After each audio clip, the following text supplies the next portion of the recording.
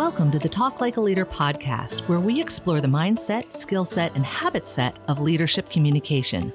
Using these tips, techniques, and tactics, you'll be able to talk like a leader to build better relationships and get more done. Your host is Guy Harris, who has more than 20 years of combined professional and military experience in consulting, coaching, and training in areas like team and interaction dynamics, communication strategies and tactics, as well as emotional intelligence. Take it away, Guy. Hi, this is Guy Harris. Welcome to Talk Like a Leader. This week's episode is titled Expectations versus Reality. Now, the background for this episode comes from an experience I had with my grandchildren. I'll share that story with you in just a minute to set the stage for the leadership lesson. I'm going to say that this is actually the first of two leadership lessons that came from the same experience. I'll share one experience or lesson this week, and I'll share the next one next week. So if you want to hear both lessons that I got from this experience, come back next week and listen to Talk Like a Leader. Okay, so here's the background. My grandchildren, and for the purposes of this story, it's important that you know they call me Dandy. That's the family name. Now there's, like so many grandparent names and aunt and uncle names, those kind of things, there's family history for why they call me Dandy. I won't go into that for now. Just that's the name they use for me. And one day, a few weeks ago, they were watching TV at our house. Had a big family event going on. Both my daughters and husbands and boyfriends were here. We were having a good time together, and the grandchildren got kind of bored with the adult talk at the table. It was a little late, they were kind of tired, and so we thought maybe a good idea is to let them watch a couple episodes of one of their favorite TV shows while we're wrapping things up and parents are getting ready to go home and getting things together. So they're sitting on the couch in our living room. I'm trying to get them set up, and I get the episode started for them, and I walk away. And then if you've ever used a streaming service, you know that occasionally you'll get the circling arrow in the middle of the screen and it just spins and spins and spins. And for whatever reason, the streaming service isn't connecting or your Wi-Fi dropped or whatever the reason. In our case, it happened to be the Wi-Fi had dropped for a while and I had to reboot the router. But the thing that happened was that as my granddaughter and grandson were sitting on the couch trying to watch one of their favorite TV shows, it didn't work. I didn't know it wasn't working.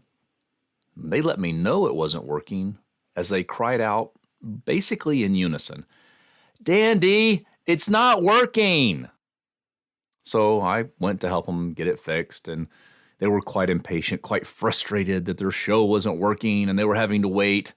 You know, the frustration of 5- and 7-year-olds, which from my perspective was almost funny, which is kind of a prelude to the next leadership lesson we'll talk about next week. But it led to this observation for me.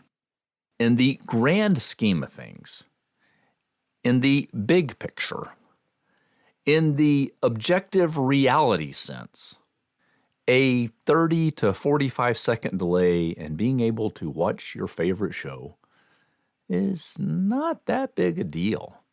And actually, maybe I remember it wrong. Maybe by the time I got everything rebooted and knew what was going on, maybe it was 2 or 3 minutes.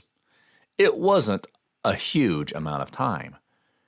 And yet, for a 5 or 7-year-old, that's a huge amount of time. Oh, excuse me, I misspoke.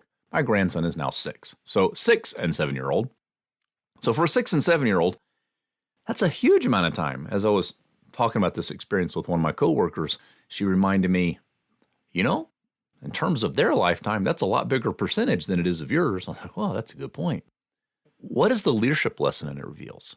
It reveals that happiness isn't really a thing that comes from objective reality. It comes from the connection, the match or mismatch between what we expect to happen and what actually happens. And that's an important lesson as leaders to remember in our communication, as we work with our teams, as we coach people on performance, as we understand how people accept or reject change, as we understand where conflicts come from in the workplace, it's not the actual situation. It's not the actual reality of the experience. It's really how that experience either matches or doesn't match what the person expected.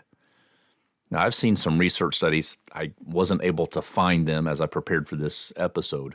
I remember reading them, though, that say that people can have experiences that are objectively not good, like maybe even painful, that they feel happy about if it matched their expectation. Now, that doesn't necessarily mean that they liked it. I mean, they're not dissatisfied. And so when expectations match reality, we tend to be satisfied or happy with the situation, whether it's objectively good or bad or not.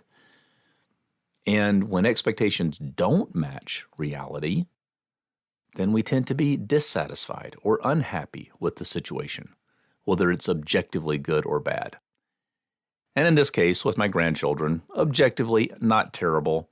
It's just that it didn't fit what they expected to happen, and so they were unhappy with the outcome. Now, we got through it. It really wasn't a big deal. Mostly, I thought it was kind of funny, and it reminded me of this expectation-reality gap. And that's a thing I think we want to be mindful of in our leadership communication.